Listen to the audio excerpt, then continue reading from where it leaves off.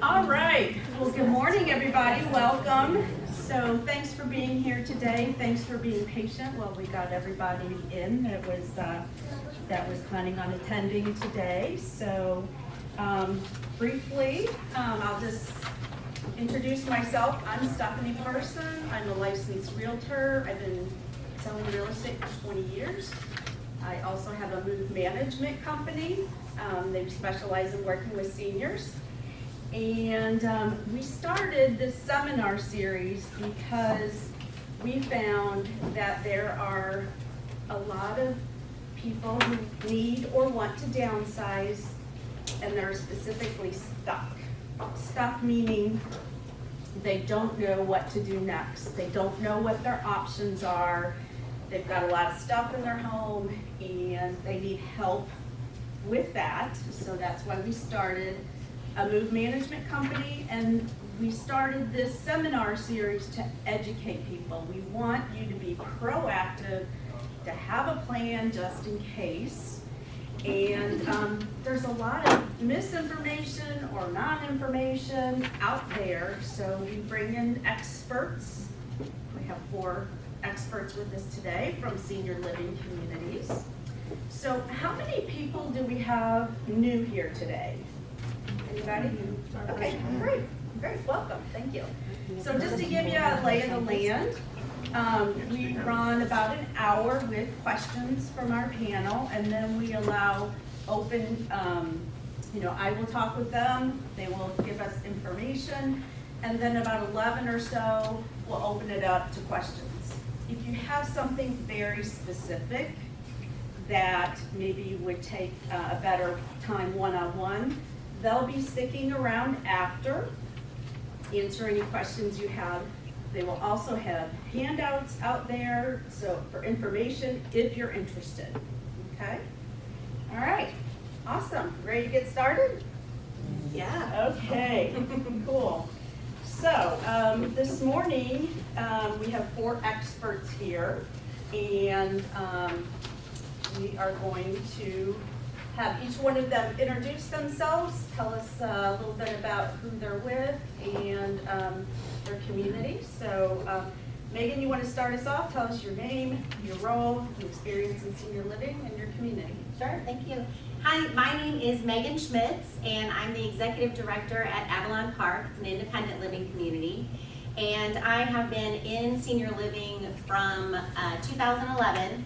I had worked in private duty, home health, and then moved from there to a sales specialist regional role for communities in memory care, assisted living, and skilled nursing type of a setting, and then ultimately independent living. So I've got a lot of experience working with seniors from all different facets of this industry. Great, thank you. Samantha? Hi, I'm Samantha Davis. I am at Lake St. Charles Retirement Community. We have independent living, assisted living, and skilled nursing on our campus. I'm the executive director there, so that means basically that language just means I'm in charge of the whole thing. And also I have my administrator's license, so I'm licensed with the state of Missouri and federally licensed, and so that covers both assisted living and skilled nursing. I have my master's degree in healthcare administration, but more importantly, I've been with the same company for 25 years, so I have a lot of experience in helping seniors with every facet of senior living. So that's why I'm here today. So even if it wouldn't be our community you're interested in, I can help you whatever your needs are, maybe your friends' needs are. I do that quite a bit, so that's who I am. Jackie? Hi, I'm Jackie Podlowski.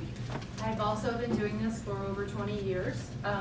Funny thing, Samantha hired me as a social worker in our company in 2002. So I started off as a social worker, so I do like to assist with helping people get to the right place. And like she said, even if it's not the place that I'm at or that I run, we all have to know the different levels of care so that we end up at the right place, because sometimes it changes. I'm currently at the Villages of St. Peter's.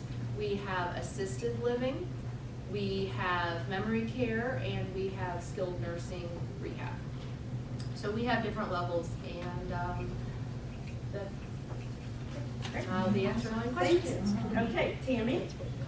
Good morning, I'm Tammy Hedman. I'm the Executive Director at Lutheran Senior Services at Breeze Park.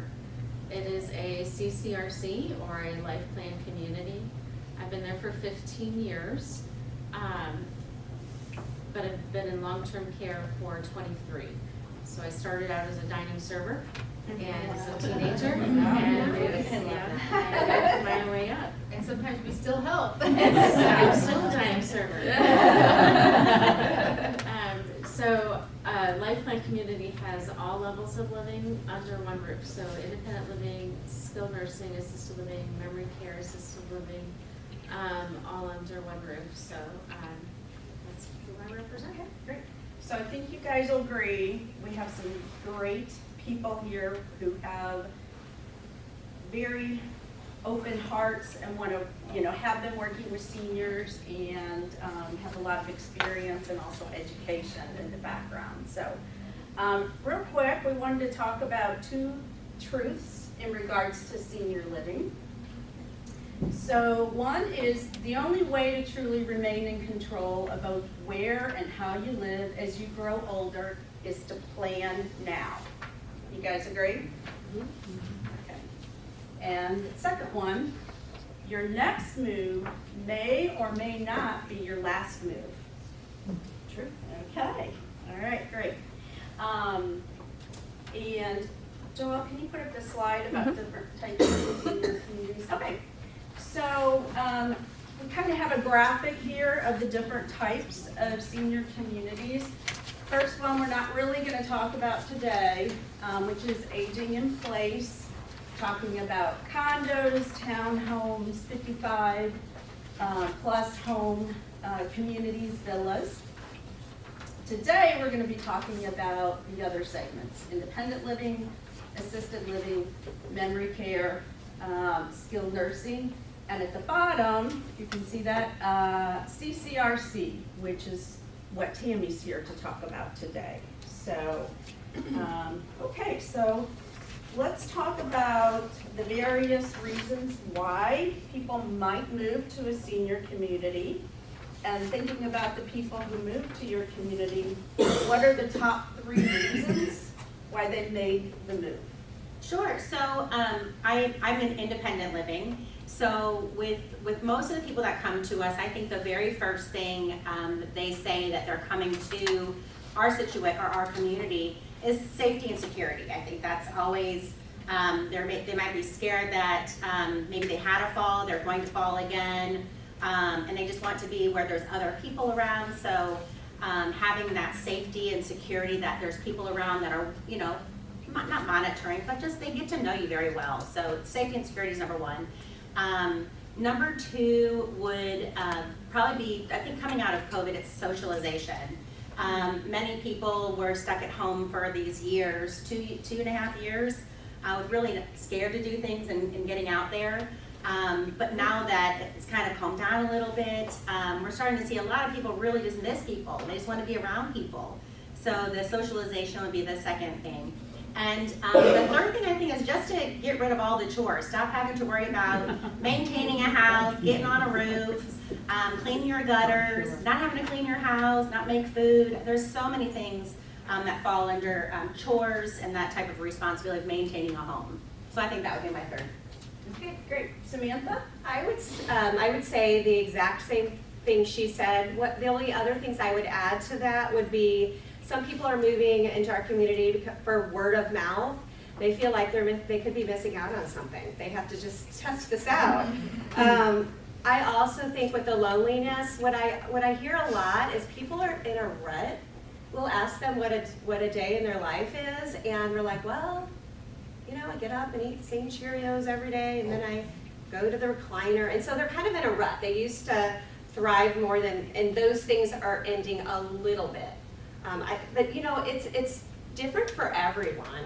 We also have some people that move in that are very vibrant people that are ready to continue on with their life and not stop. So I'd say it would be both of them. But the safety and socialization are certainly indicators, and their families are usually very supportive and want you all to make sure that you are socializing and having a good time, because what we always say is you deserve it, you know? Jackie? Hi.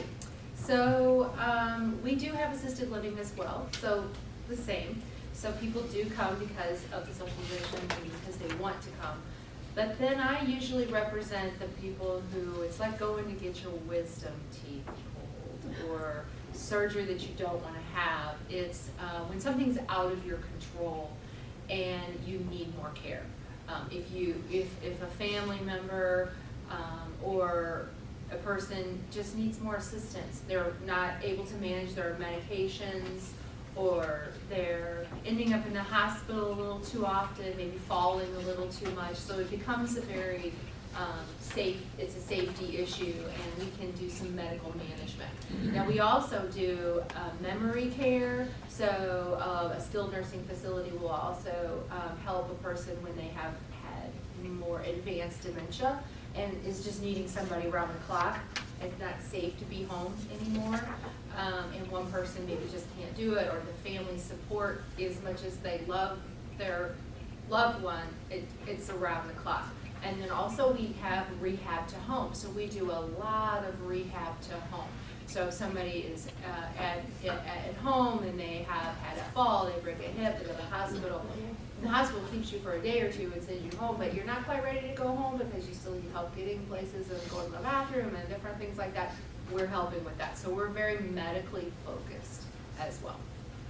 Okay, very, very well said, medically focused, and you can do short-term rehab. Yes, we do a lot of short-term rehab. So just because then it's a very big confusion for a lot of people that skilled nursing facilities are long-term. Sometimes people come and live there for a long time. Maybe because it's maybe a financial thing. Maybe it's because they're confused and aren't going to get, the dementia's not going to get better, and that's where they end up staying. Sometimes, and then there's a whole other side of us that we do rehab. We're gonna get you better, we're gonna send you home. That's the whole goal, is get you better and get you back home, because you don't wanna be there, but you have to be there. So that's what we like to focus on, is getting people well and getting them home. Okay, thank you. Tammy, how about Breeze Park? Sure. So for Breeze Park, the main reasons people move into a community like Breeze Park is they're planning ahead. They want to make the choice for themselves as to where they're going to live versus forcing their children to make that decision for them. Tammy, can you speak up a little bit? We've got people in the back that need to hear also. Sure. Sorry about that. I have a small voice. So when people move into Breeze Park, they want to make that decision for themselves. They don't want their children to make that decision for them. So they're coming into typically independent living, and becoming a resident there, they get priority placement in any level of care that they need. So if they're in the hospital and somebody who's never lived at Breeze Park is in the hospital, we're gonna take our own resident back before we bring in an outside person, because that's the agreement and promise we make to the residents as they move into a CCRC, is that you have priority over outside individuals. So the people that move into a CCRC are planners. They want to make sure that they've made that decision and that they don't have to leave that community. They also move into Breeze Park because it's a Christian-based organization that is a very strong driver for a lot of our residents. They may know each other from Sunday school 50 years ago when they move in and they see their friends. But they do really honor that Christian environment. And plus at Breeze Park, there is a kind of a safety net financially for individuals that do run out of funds, that we promise to take care of our residents. Okay, great. So just again to make it clear about the different types of care and living options you each offer. Can you point out which box you fall into? Sure, I fall under the independent living. And this is Megan with Avalon Park. Hi, Samantha with Lake St. Charles. We fall into independent living, assisted living, and skilled nursing. Okay, Jackie? I'm Jackie at Villages, and we have assisted, memory care, and skilled. And Tammy? And Tammy, we fall into all of them. We're the CCRC bottom box. Okay, all right, lots of different options. Thank you for clarifying that. So, in order to, I guess, make it easy for somebody like me to understand, we wanted to do a little scenario about John and Mary, who know nothing about senior living communities. They're retired, they're out driving around, and they see a community that says independent living community. So they decide to pull in and check it out. So Megan, what might they find? Sure, so somebody that would be looking for independent living is gonna see that our community is very vibrant. There's always a lot going on.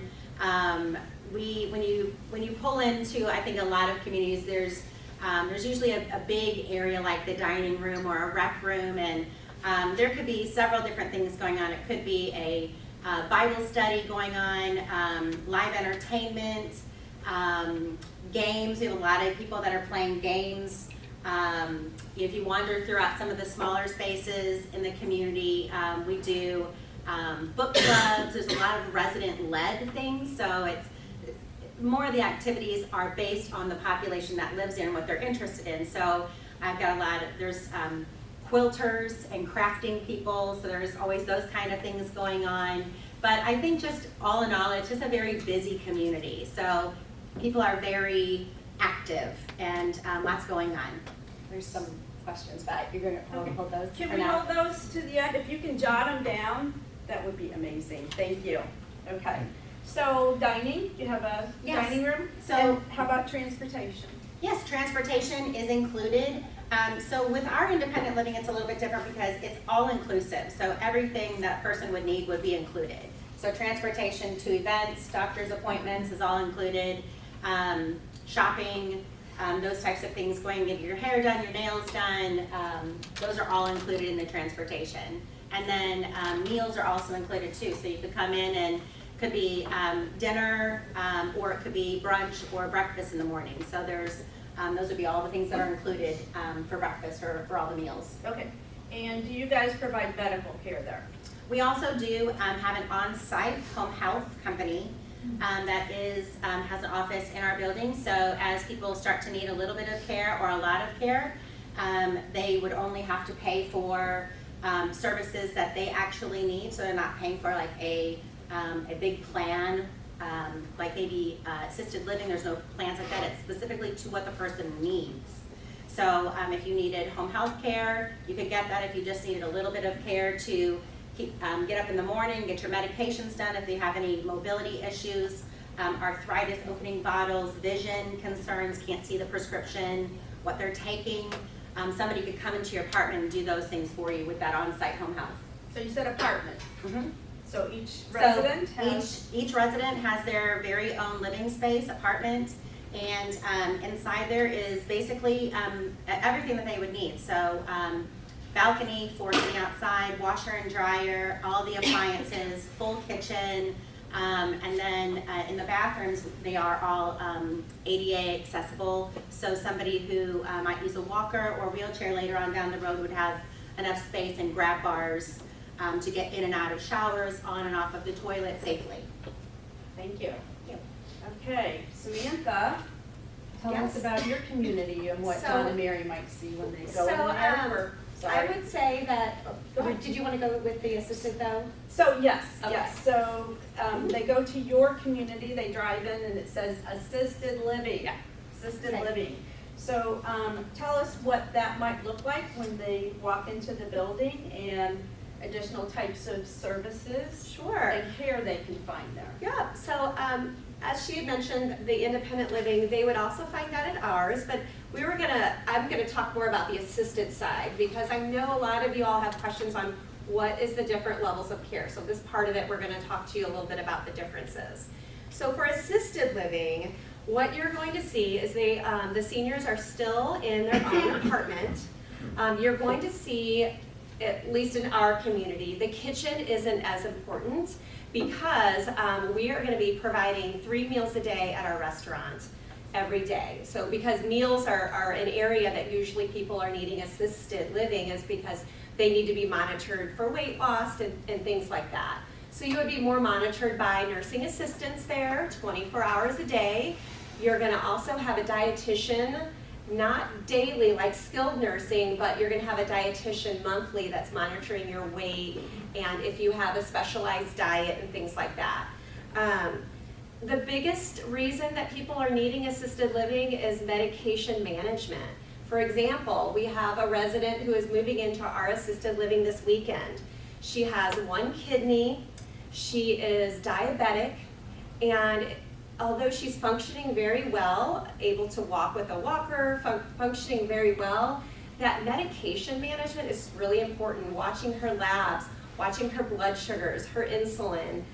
You know, with only having 1 kidney, it just makes your medical situation a little bit trickier. So we have, you know, nurses around the clock, nursing assistants around the clock. And so we're going to be able to monitor that for her. That's going to be really important to that family. We're probably also going to be doing at least standby assist with showers. And the other thing that you're going to notice is a home-like atmosphere. You get up when you want to get up. It is not the medical model that you might see more in a rehab or skilled nursing facility. It's more of a social model. There are recreation going on all the time, morning, noon, and night. So you're going to see a lot of that. The nice part about our community is that you share it with independents. So we have 2 recreation calendars. So you can jump from one calendar to the next and keep as busy as you want doing the things that you want to do. So that's assisted living. So can you explain what would disqualify somebody from being able to qualify assisted living? Most of the time, there's a few things, but I would say the number 1 thing would be mobility. If you are, if you cannot transfer yourself at all, or it's just so difficult, you know, you can still be in a wheelchair and be in assisted living. You can still be with a walker. But if you are requiring what we call like a max assist with transfers, that would be more for a skilled nursing facility. And just so, because I didn't know for sure what a transfer meant, when Yes. I started out learning all this, it was Yes. a transfer. A transfer would be your wheelchair or walker to the toilet or to the bed, kind of back and forth. So just your overall mobility. If it becomes where somebody is having to push your wheelchair the entire time, or you know, maybe 1 or 2 people completely transferring you to the shower or to the toilet, then at that point that's more of a skilled nursing. There's other things that disqualify you. If your medical condition is so severe that an RN really is better monitoring your condition 24 hours a day, then you would be more suited for skilled nursing. You know, what I always tell families, I'm here to help you every step of the way. So, you know, if you ever have a question about that, come let us know, because people get so worried, you know, I have an illness, does that mean I can't stay here anymore? It's like, no, just let's just get you into rehab, let's let them get you back. They'll help get you stronger, and then you can come back to assisted living. Don't worry, it's gonna be okay, you know, so. Okay, thank you. Sure. They're getting a little bit better understanding of different types of living and requirements that are going on. So they see another community that says rehab and skilled nursing, and if you would like to speak to that. I think that I would categorize it in 2 different ways. Short-term rehab to go back home, and then long-term skilled nursing. So depending on what the needs of a person is, if they have a condition that can resolve or get better so that they can go back to what we call the prior living. So if there is a need, we have a medical team, so it's a multidisciplinary medical team. It's more medically focused. We have physicians in-house almost daily. We have several different physicians, and they have nurse practitioners. We also have a nurse practitioner who is ours and does rounds on people, and as well as the registered nurses. We also have social workers to help with discharge planning, because you want to discharge back home or wherever your prior living is safely. You want to have what you need whenever you go home safe. And then we have a full therapy department. So we have physical therapy, occupational therapy, speech therapy, the dietitian. So it's almost like a hospital within a long-term care. It's just not as acute as a hospital. So when you go to the hospital, you go because there's something very serious, acute, that needs to get taken care of quick. But they don't keep you anymore. People, I mean, when was the last time you knew somebody who had a baby? Or a hip replacement or a knee replacement? You're home or you're out of there right away. So we're that next medical step. So the medical might last a couple of weeks. It used to be a month or so back in the day. Yeah. But even just since we've been doing it, since I've been doing it, I've noticed the stays and insurance.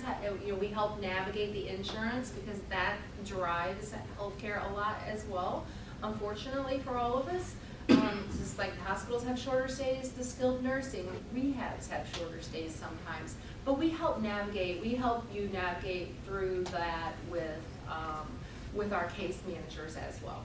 So the main goal is to get people back feeling better, stabilized, a little bit more under control medically, or rehab, stronger to go home and take care of yourself. If that is not an option, then we have the long-term skilled care, which, as Sam was saying, if you can't transfer to the toilet, if somebody has dementia to progress to where they just can't take care of themselves any longer, and we change briefs, we feed people, we do the things that at the end of life people need. So we have that kind of care as well. So 24-hour nursing care, 24-hour nursing care, assistance with bathing and personal care. bathing, personal care. I answer call lights. We go down the halls, and if a person's call light on is because maybe they have to go to the restroom, maybe they just need to reach the remote control that fell down. It could be so many different things, but we're a call light away versus coming out of your apartment and being able to just need a little assistance or somebody giving you your medical, maybe some medicine. Or we also have the meals in the dining room. We very much focus on having a good dining experience. But a lot of it is because people can't do things for themselves any longer. Okay, great, thank you so much. So, wow, a lot of options. So John and Mary are learning a lot, and they're cruising along, and they think they've found out everything they could so far about senior living, but wait, now they see an entry sign for a community. Yeah, wait, there's more. Continuing care or continuum of care, CCRC, or a life care or life plan community. It's known as a lot of different names. So Tammy, they come into Breeze Park. Tell us about how that differs from the other communities. Sure. So Breeze Park has everything. So when you drive into our property, you'll see villas on one side, you'll see independent living apartments on another, you'll see our assisted living community and our skilled nursing, and it's all interconnected. So we have spouses that live in independent living and their wife is in skilled nursing, or their husband is in memory care, and they don't have to worry about the snow or the rain. They walk down the hall so they can go visit their loved one. We do have therapy for all of our levels, so if independent needs therapy, they can have it in their home or they can have it in our outpatient therapy gym. We also have a really strong wellness program where we have a water volleyball team, we have a wellness gym where they can work out on weights every morning if they want to, or evening, whenever they prefer.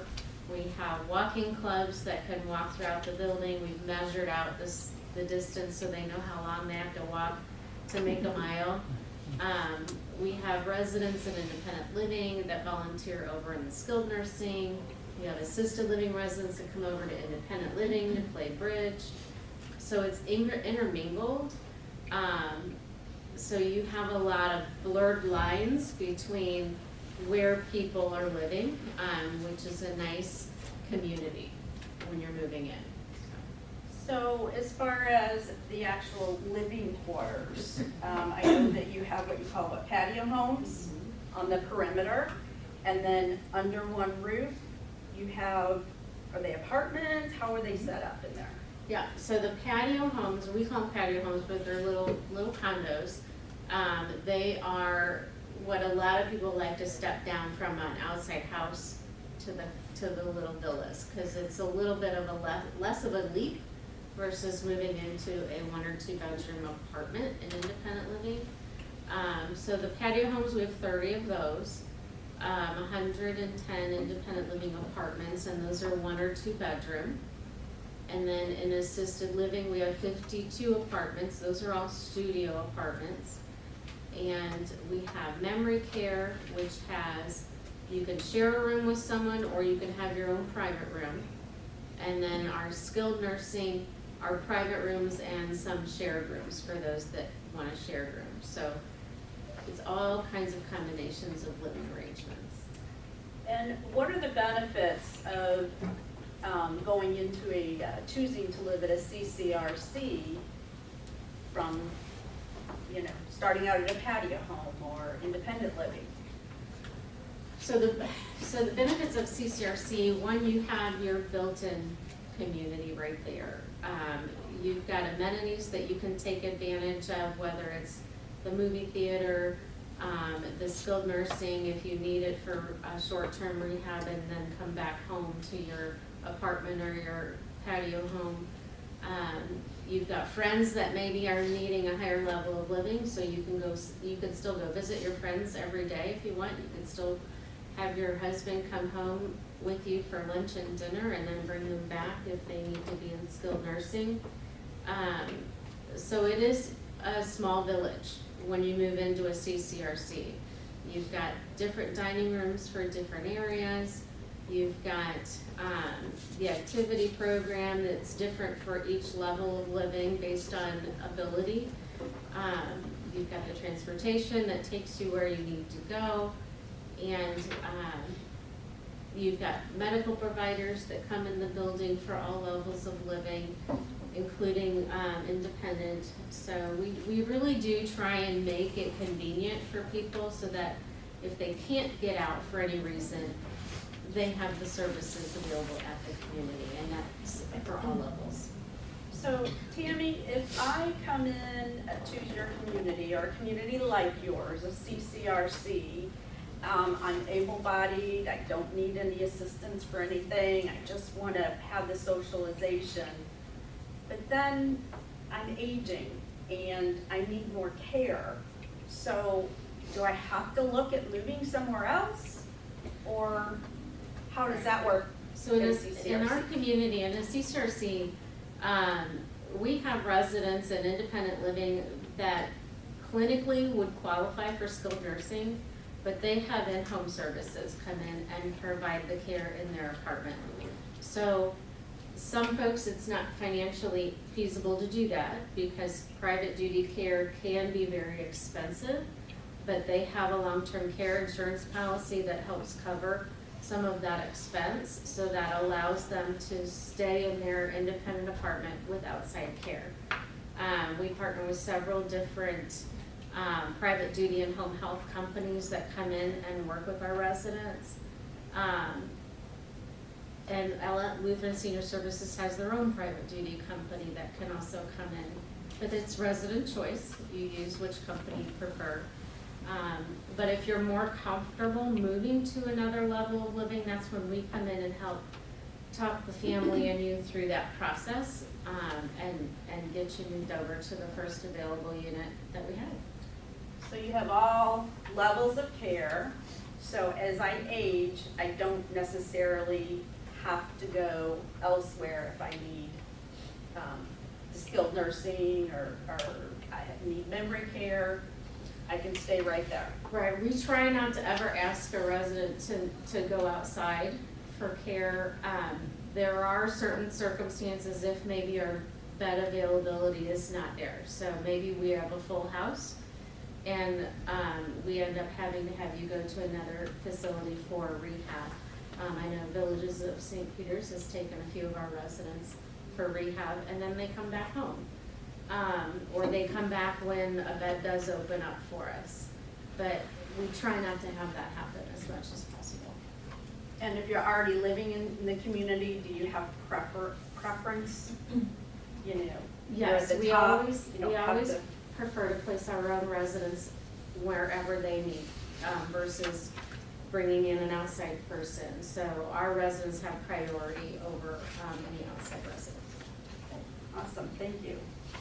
So, share with us generally what a day in the life of a resident of your community might look like. So someone who's really enjoying it to the fullest potential. Sure. So we've got, I've got some residents who are driving, golfing, residents that like to go out. We do a lot of day trips, so we might join the city of O'Fallon and take a bus ride or a train ride down to Cape Girardeau and do they did a whodunit kind of murder mystery dinner on the train. So there's so much going on for the residents, so it is very active.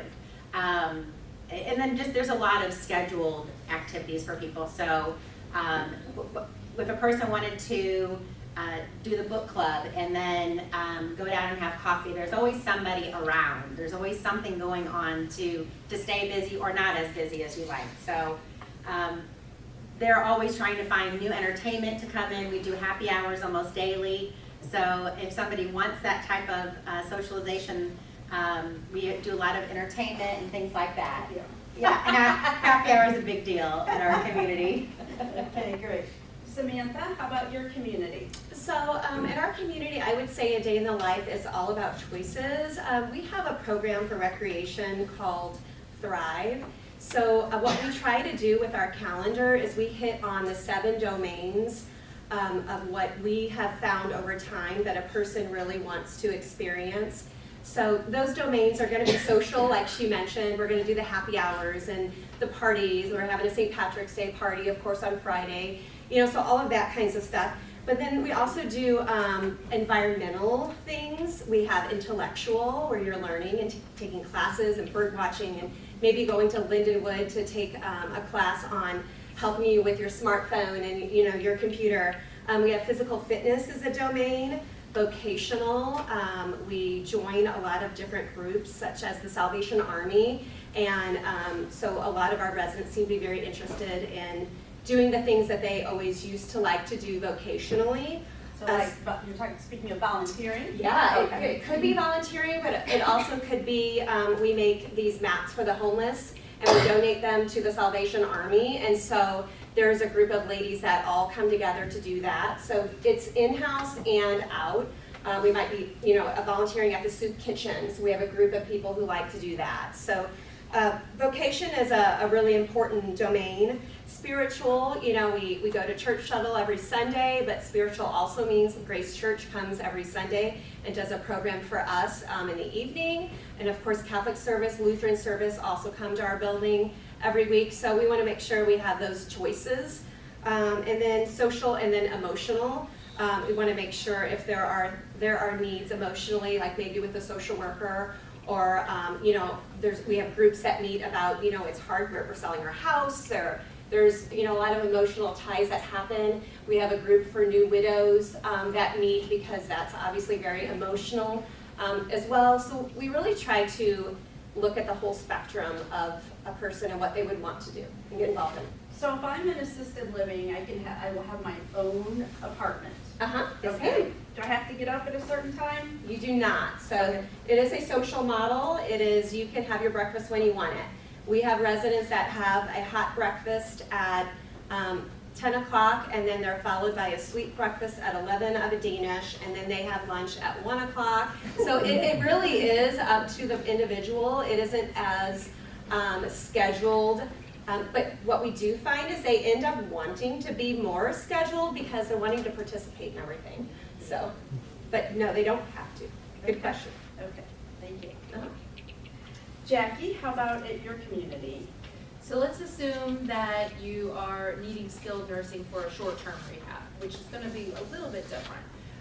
When you wake up in the morning, depending on your schedule, first of all, the first day, maybe 2 days that you're there, you're going to be greeted and evaluated by different, a team approach. We wanna know what your diet is, what's your medical condition, what kind of medicines, what is the physician orders, what are your follow-up appointments for your orthopedic surgeon to make sure that your procedure went well. You might have daily weights to keep track of if it's a congestive heart issue. It's very unique, so we'll have an individual care plan designed for you whenever you come in, depending on why you're there. Because not everybody goes to the hospital for the same reason, so not everybody comes to rehab for the same reason. Then if you're there for the physical or some kind of a therapy, you're gonna be visited by a therapist and invited to the gym. We have a large gym with equipment, and whatever your plan is, you're gonna get a base plan. Okay, here's where your functioning is now. Here's where your functioning was before your event, whether it be a fall or a procedure. And where would we like to get you as close as where you were before functioning so that you can go home. So then the therapist will, depending on which therapist, because you may have a team of therapists, you may have speech, occupational, physical, and then you will get tired. And so throughout the day, we have meals, of course, and you have choices on your meals, and you can eat whenever you want as well. We have a way that you can order something if you want it in the middle of the day, if you just feel like something. But then we focus too on maybe helping you with your shower so that you can relearn some of your movements, and have part of your rehab can be taking a shower on your own again. Walking up those steps that it needs. Maybe you have 3 steps to get into your house, so you're gonna have to practice those 3 steps. So we try to recreate those things to get you back to your functioning. And so there's social activities, you can go to those social activities, and we have the theater, the chapel, there's a lot to do, but a lot of times people who come in to get stronger to go home, you're tired, and we're looking over your medical care, and you're getting your therapy, and so you're tired, and then maybe you might go to bed early, because you're gonna get up started all over again, because those insurances want us busy on you. We want you busy, we want you working, we want you like Rocky, getting better to the best of your ability so that you can go home. So Jackie, if I'm in skilled, okay, am I in an apartment? Am I in more of a hospital setting? It is more of a hospital setting because your needs are medical. So you really aren't safe at that point completely in an apartment. So it is more of a hospital setting, but we do have private rooms. We have semi and private rooms, and there's your own restroom and showers, and we can help you in there because it may not be safe quite yet for you to do that alone. So what about dining? I have to eat in my room? You Like at the can if hospital? you want. So some people choose to have room trays and say, I'm only going to be in there a couple of weeks and I don't want to go to the dining room and get to know all people. But some people are like, I can't wait to go to the dining room because my friend from the neighborhood or the church is down there and I'm going to sit with her because look at who's here too. Well, hello. So there's a lot of that. You can do what you want to do. I mean, you're still, just because you have some physical situation where you have lost a little bit of control, we want to make sure that you have as much control and choices as you can. So yes, you can go to the dining room, and if you're in a wheelchair, if you need some help, we're going to take you there. And even if people have had a stroke and cannot eat themselves, we're going to help feed you. We are there for that medical care. We do different things too, but I think for this purpose, we're talking about what skilled nursing is, and rehabilitation. So there's two different. So rehab, we're gonna get you better, go home.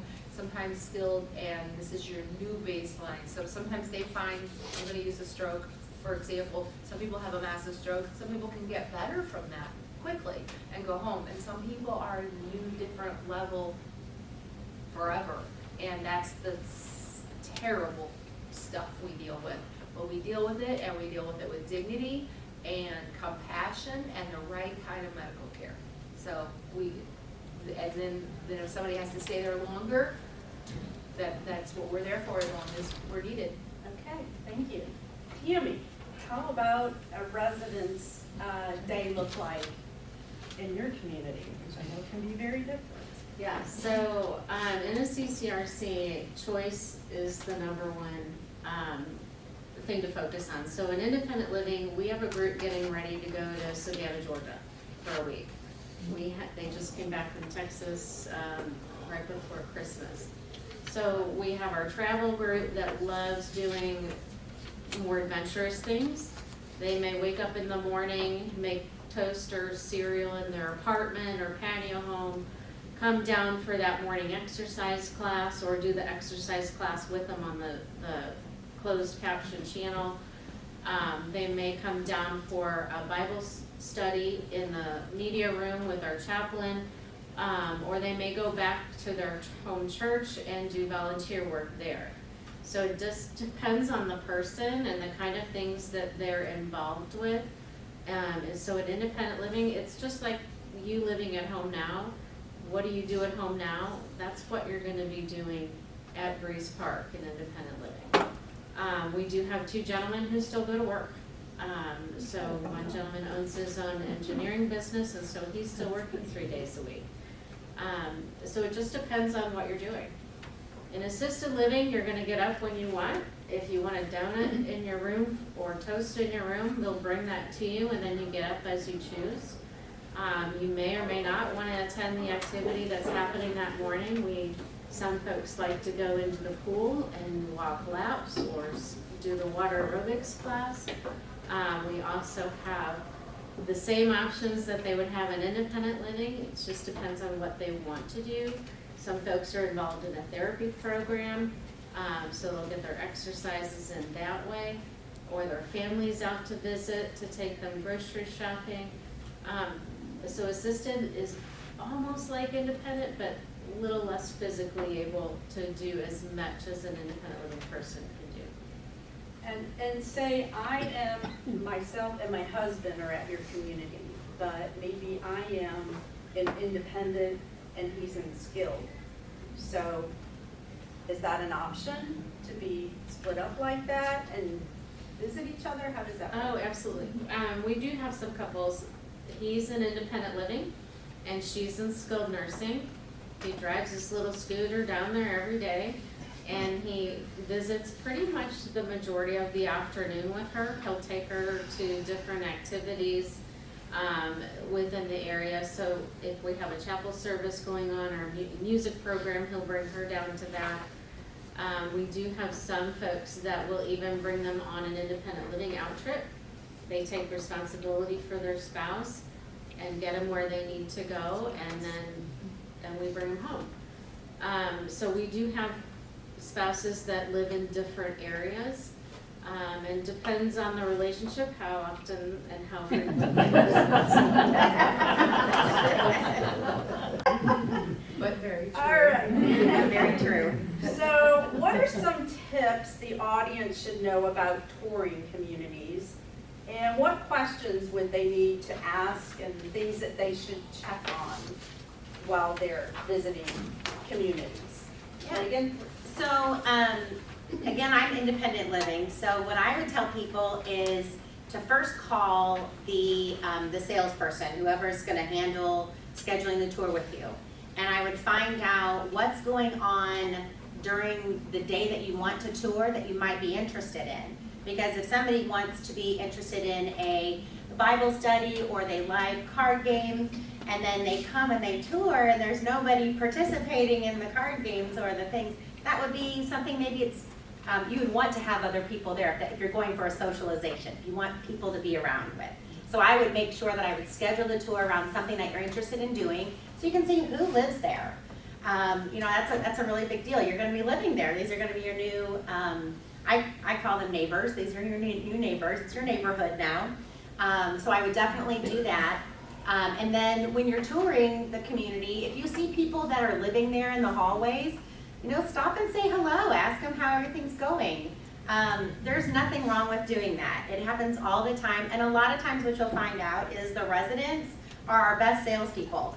And they love to share what they love so much about the community. So it might be something that resonates with you, on maybe an activity that you share together, or just your personality, you click really well. So I think that's, be diligent in scheduling ahead of time and finding out what's going on so you're there and you can kind of see that. So that would be my first big tip. Okay, all right. All right. How about another one? Yeah, I agree with that tip. The other thing I would suggest is when you schedule the tour, because honestly, this is going to be your new place to dine, right? You're going to be dining there every day. Don't you want to try the food? So why not, when you schedule the tour, ask to try the food and schedule, we call them lunch tours.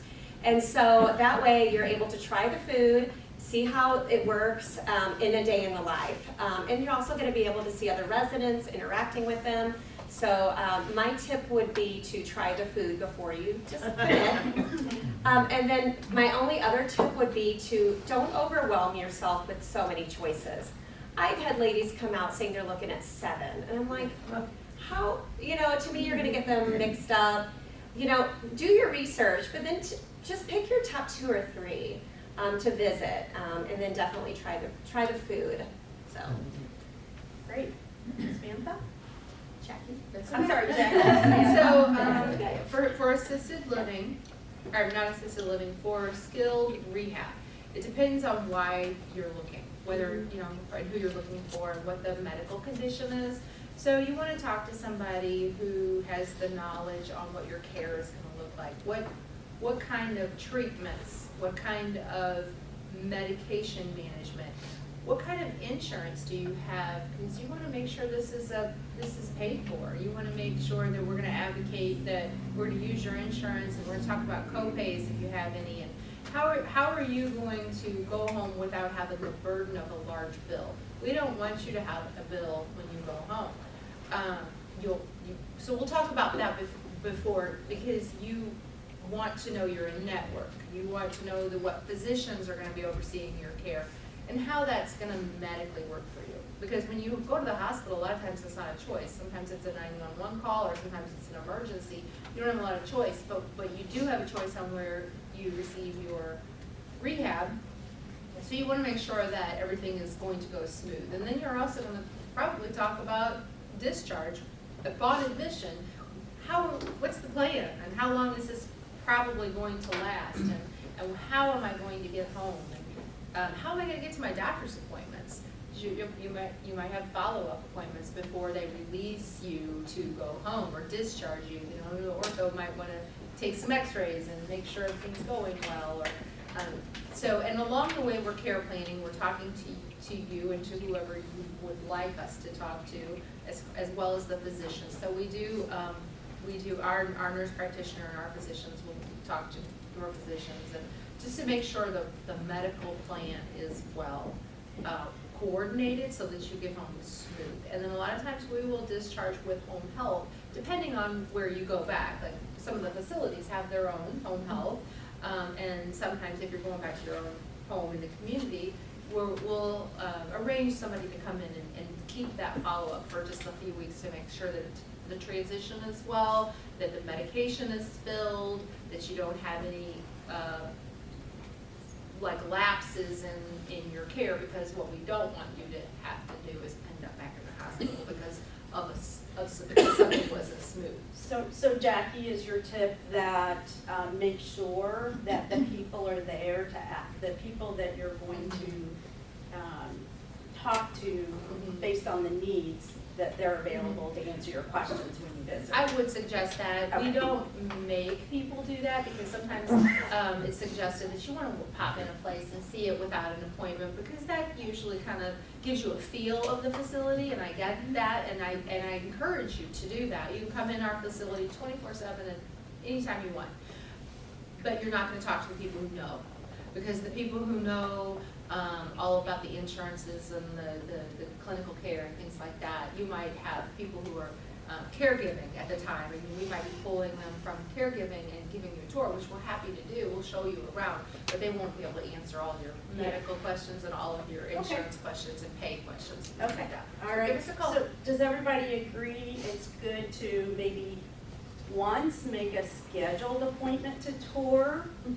And then feel free to pop by at any point in time? Sure. Is that, you guys all have open door policies? Absolutely. Okay, So awesome. some of them run up to $5,000 a month. So, and as low as, I would say the lowest would be around 17. Now realize too, it's all inclusive. So you're getting your utilities, your internet, your meals. For ours, it's housekeeping once a week. We're washing your sheets. All the transportation, all the recreation. So I think she had mentioned that too. It's all inclusive. So really you're not having all those little extra bills. So a lot of people like that. It's one bill every month. So that is all included. And as far as for us, we have 5 different sizes. So find a community that meets your budget, that has enough options to meet your budget. And for assisted living, you can get some VA benefits. You can get some long-term care insurance benefits. Medicaid is a program typically that will only be covered in skilled nursing. So you're not going to find any Medicaid services, but what you will find for our community is we'll help you every step of the way. So if Medicaid is an option that you need down the road at the end of your life, we will make sure you get it first choice at a Medicaid bed in our skilled nursing. That's part of our company. So there is not to worry like, oh, we've run out of money. That is people's biggest fear. And I try to tell them right off the bat, like, we'll help you with that if that is a concern. For some, there's not a concern with that at all. Everyone has a different budget and lives different lives. So I've heard it all, seen it all. So it really depends on your particular situation, and we're there to help you with that. Jackie, anything different to add to that? So a short-term rehab in a skilled facility is usually insurance driven. Depending on what your needs are, we'll look at your insurance. We'll do a sometimes it's pre-authorization we're looking for. We'll talk about So insurance. insurance, Okay. definitely insurance. What do you Medicaid? have? Do you have, Medicaid does not pay for a short-term rehab. Medicaid pays for a long-term stay. So you've had a medical condition, you need care, and you don't have the money for that. That's when we were looking to apply for Medicaid. Something that people don't realize is they think that they can't qualify for Medicaid because they make too much money or they have too much money.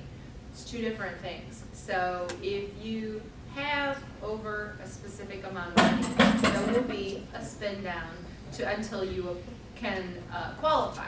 And then you guys can help with that? we Navigate can help through that? guide you that way. We're not an attorney, but we can help guide you with the basics. And we can help people apply for Medicaid, and once they're already in, we do that as well too. So skilled nursing, generally, what does that expense look like? 200 and something a day on the low to something a day, depending on your level and depending on if you're private or not. And I have some brochures for the specific, but it can get very expensive. And a lot of times people, run out of money.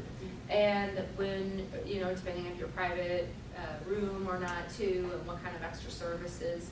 But if that were the case, then we do have Medicaid beds available. And if you're already one of our residents, and if you're already in assisted living, we honor you first because you've lived there, you've spent money at our facility, so that you're our family once you move in. Okay, Tammy, costs at your community. So a CCRC has a lot of options. Our community has entrance fees, or rentals. So an entrance fee is anywhere from $129,000, and some communities, some of our sister communities go up to $400,000. Breeze Park does not. We don't have space big enough for that.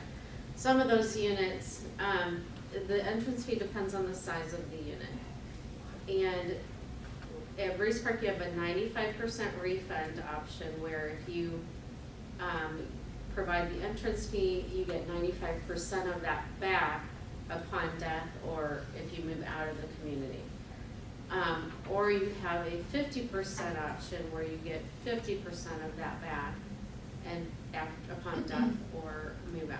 And is that pretty typical at all CCRCs? There's usually two options of an entrance fee. Some are different percentage rates. There's usually a high percentage rate and a lower percentage rate. It just depends on the CCRC.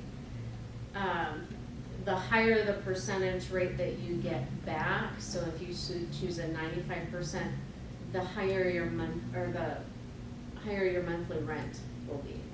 So the more you allow the organization to keep, the lower your monthly rent will be. So there's also a rental fee, where if you just forego the big entrance fee amount and just do straight rent, then you have a security deposit of $5,000, which is 100% refunded upon death or move out, and then you just pay your monthly rent. That amount is usually a little bit higher because you've not invested money with the organization. So you're looking at an independent living, about $2,500 a month, up to possibly $4,000, depending on the size of the unit that you move into. In assisted living, we only have studio apartments, so it's one room. Some other properties have 1 and 2 bedroom assisted living apartments. So our fees are around $4,500 up to about $6,000 a month in assisted living. In our memory care, you're looking at about $6,000 to $8,000 a month, depending on the size of the room that you choose. In skilled nursing, it is expensive. So if you do the math, it's about $8,000 to $9,000 a month, up to even $12,000 a month for skilled nursing. So as you move through higher levels of need, you have higher skilled staff, and the cost goes up significantly. Okay, so real quick, wait list. Do you have a wait list for any type of care in your community, and if so, how long is the wait list? So, You're new. I'm new, but we have no 2 bedrooms available, and we have no studios available, so it's all just 1 bedrooms available. Okay. The same, we have a few 1 bedrooms, but our studio, we also offer a smaller than a studio efficiency. We only have 9 of them, but there are for people that are on a very tight budget, and I love that we have that option. They get the best of living in a community, but they can only afford a very small apartment. So we don't have any of those, just a few 1 bedrooms, and our assisted living has a wait list as well. How long with the wait list? Any idea? It really depends. Okay. I can't really say. Jackie, how about wait lists for villages of St. Peter's? Sometimes we do, depends on how full we are. Medicaid, sometimes it's hard to find a Medicaid bed in the community, so if that's the case, give us a call. It really depends. It also depends on your medical condition and what your needs are, so that we can accommodate your needs. So we always have to go through an acceptance process when it's a medical need, because we want to make sure we can medically care for you. And we talk to the physicians, and we have medical people look over your records. Should people kind of start early? Is that before they need this? I mean, do you have a wait list, Tammy? Yes, Breeze Park does have a wait list. Independent living has a 1.5 years or so wait list, depending if you've selected a specific type of unit. We have folks that only want to overlook a certain courtyard, so they're going to be waiting. And some people just want first available, so it'd be more like a 1.5 years. Assisted living, it depends on the day. It could be, we had an apartment open yesterday and we can turn it over by Friday, or we have a 3-week wait list. So assisted living is very fluctuates a lot. Memory care, we do not have a wait list right now on memory care. I believe we have 4 open areas for that. Skilled nursing is usually a wait list because of staffing. And right now, we've had to close a wing in our rehab area because of the number of staff that we have. Because we don't want to take on residents that we don't have the staff to provide appropriate care. So we do have a limitation on our skilled nursing right now. And that's pretty common in other places as well, that there are parts of communities that have had to close due to staffing issues. So, okay, thank you so much for the information, and now we want to open it up to questions. So, yes, ma'am. Where is your facility located? I've never heard of it before. So Avalon Park is at the corner of 364, the Page Extension, and Guttermood Road, right in Cottleville. Okay, thank you. Where are all of them located? Okay, everybody tell them where you're We're in St. Charles. We're at Crowley and 94 behind the movie theater. We are tucked back away on 15 acres, and we do overlook a lake. That's why it's called Lake St. Charles. One thing I wanted to mention that you should probably ask when you're visiting is because finances are important. We were talking about how much it costs. What % of increases have happened in the last 5 years, and what is the forecast for the future? They should know that. Every business talks about it. So, were you at 10% increase, 3%? What should you expect? That way you all can budget. So definitely ask about the increases. Good point. Jackie, where are you guys located at? You had a question? I didn't. Well, let's go ahead. Is your price locked in when you move in? Or So every place is different. How we do it is you are locked in for 12 months. So even if our rates go up somewhere in the middle, like our rates go up one time a year, our average rate increase is between 3% and 5%. But even if our rates go up, you are locked in for 12 months. Good without question. pets? Pardon me? You have pets? Yes. Pets. We have pets. We require them to be a walkout though if it's a dog, just so you can open your patio and let the dog out. That just seems to work better if people are allergic and don't want dogs running around in the lobby. But if you have a cat, you can have a cat on any level. The Villages of St. Peter's is on Executive Center Parkway, and it's over by the Replex. And Breeze Park is on Highway 94 in South Breeze, so right between Independence Road and Wolfram Road, where the building with the green roofs. So honestly, when John and Mary were driving, most of these places are not real, you don't see them from the road. So you kind of have to know where you're going. Correct.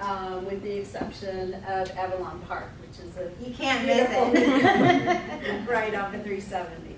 Yes, ma'am. Are you all nonprofit, for-profit, and does that even make a difference? Great question.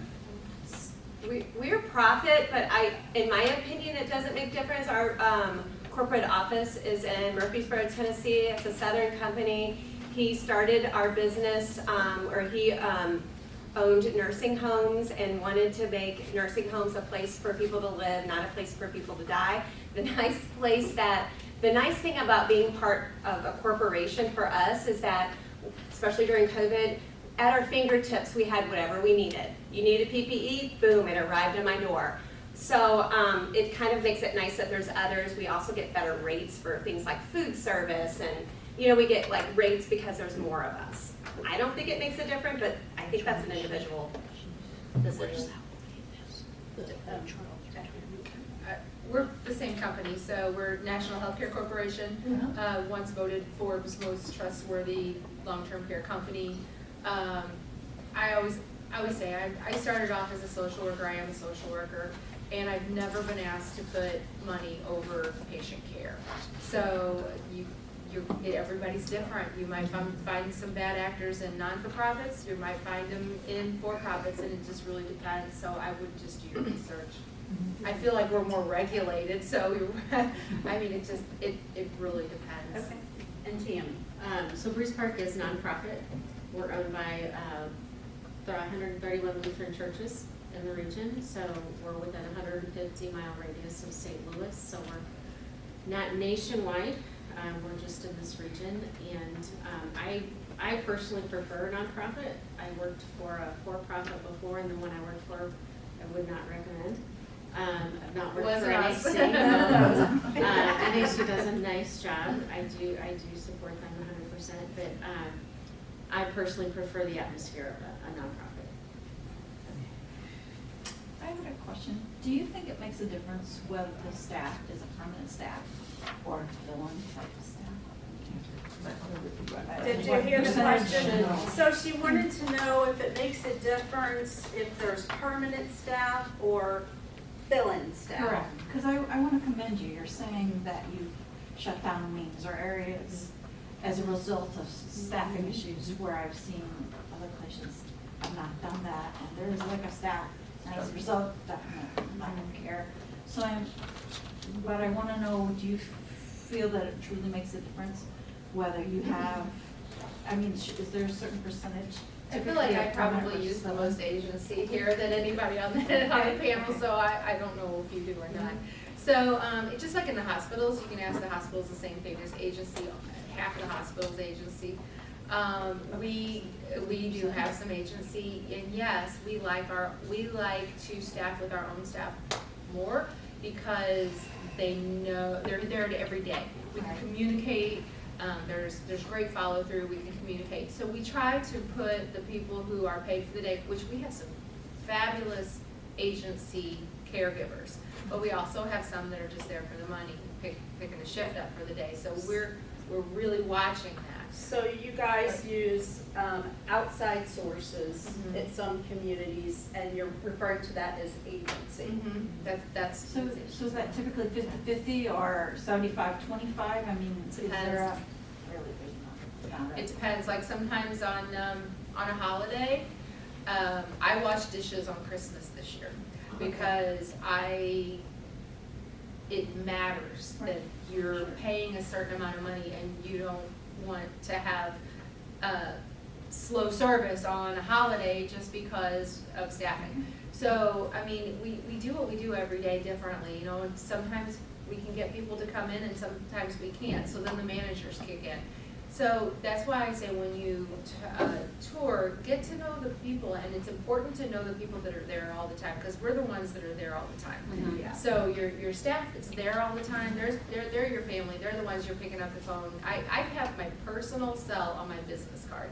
Every one of my family members can call me 24 hours a day and say, hey, there's this new caregiver, I'm not quite, I don't know her name, well, and we're there. I'm sending somebody over to take care of it. Or, sometimes they're a little slower on medicine passes because they don't know everyone as well, so they have to be more careful. So slower medicine doesn't always mean bad.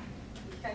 Sometimes it means they're being extra careful so they don't have a medication error. And it's the same as the hospital as well. So it's just, we would rather not. We would rather magically have millions of more nurses in the United States. But right now, It's where very, we're at. it's very costly too, it's very costly. So I'm hoping, we're all hoping that they have more regulations on how the staffing agencies can, do what they're doing, and so that we can promote our own staff from within, because at the end of the day, that would be what's best. We don't have agency in our assisted living. I know a lot of assisted livings do, but I know my healthcare friends that are in the field, and it's just difficult, and it has really flipped the switch after COVID, honestly. Yeah, we've all been impacted. Any other questions? Yes, ma'am. You've all mentioned that the skilled care is the highest tier price-wise. Uh-huh. What happens when skilled care transitions to end-of-life care? Is there tiering in the costs there as to whether somebody's aggressively approaching it or accepting and going a compassionate care type approach? There's not, unless you want to speak to that one. There's not. Yeah, there is not. So when you're in skilled nursing, that's the highest level of care you can be in. There is no level beyond that, whether they're at end of life or just 24-hour regular care.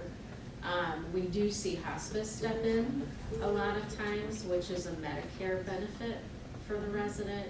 It also adds additional support to the resident and their families going through the end of life process. Unfortunately, they end up taking advantage of hospice almost at the very end. We'd like to see them sign up with hospice a little earlier, because sometimes they're only on hospice 3 or 4 days. There's a misconception about what hospice is, potentially. It used to definitely mean end of life. It's not necessarily quite that anymore. Yeah. And there's, Right. yeah, and Does that hospice, make even sense? though hospice doesn't cover your daily room rate. So you're still paying for that room. The only thing that Medicare covers with hospice is, your equipment, anything related to your illness, that's covered, but you still have to pay privately or Medicaid would pay. And one more question. Yes, ma'am. I have a question for Samantha. You mentioned you had 1-bedroom and studios. Do you have 2-bedroom also? Yes, we have 5 different sizes: efficiency, studio, 1-bedroom, 2-bedroom, and great room. Okay, and what are the price range on that? So if we can hold off on that, so. She's the only one that didn't answer prices. Oh. Real quick, okay. So our price ranges are from, I would say, $1,700 to $3,500. So I have a price sheet with me. I'm gonna have folders. I can give you all of that. You got it. Yep.